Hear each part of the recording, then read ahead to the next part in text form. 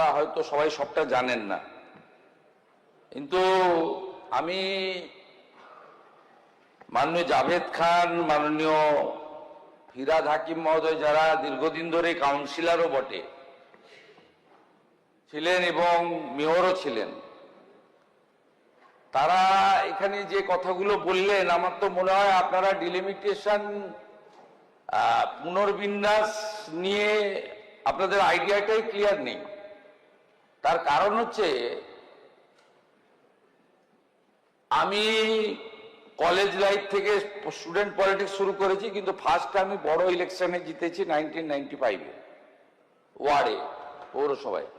তা আমি আপনাকে বলি, আজকে এই যে 209টা আনার যে প্রস্তাব মাননীয় মন্ত্রী এনেছেন, এটা ওয়ার্ড সংখ্যা বাড়ানোর জন্য।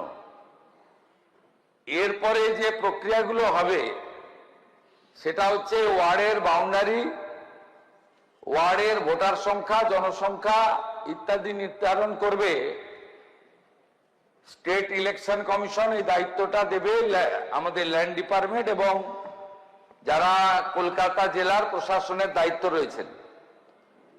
তারপরে তার একটা ড্রাফট নোটিফিকেশন হবে। সেই ড্রাফট নোটিফিকেশনে ন্যূনতম 7 দিন, 15 দিনও দেওয়া যেতে পারে, মানে দেওয়া হয় আর কি, practices, claim and objection from the common people,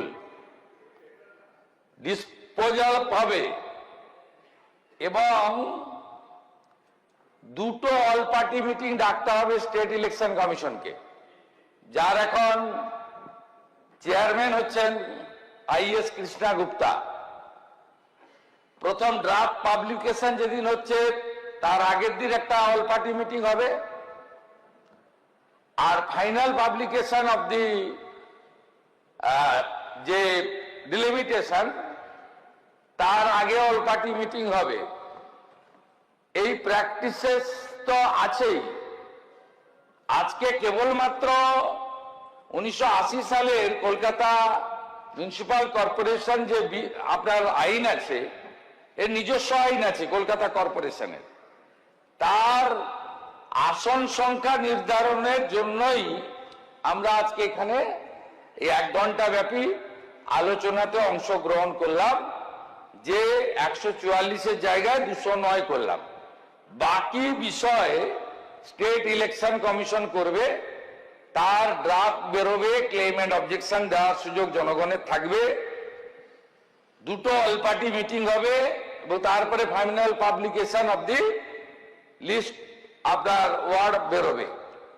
অতএব আপনারা এখানে যেভাবে বক্তব্য রেখেছেন, তাতে মনে হয়েছে যে সমস্ত নর্মস বিধিকে আমরা সরিয়ে টরিয়ে রেখে নিজেরা একটা মানচিত্র তৈরি করে আজকে এখানে পাস করালাম। এটা কিন্তু তা নয়। ধন্যবাদ মাননীয় মুখ্যমন্ত্রীকে।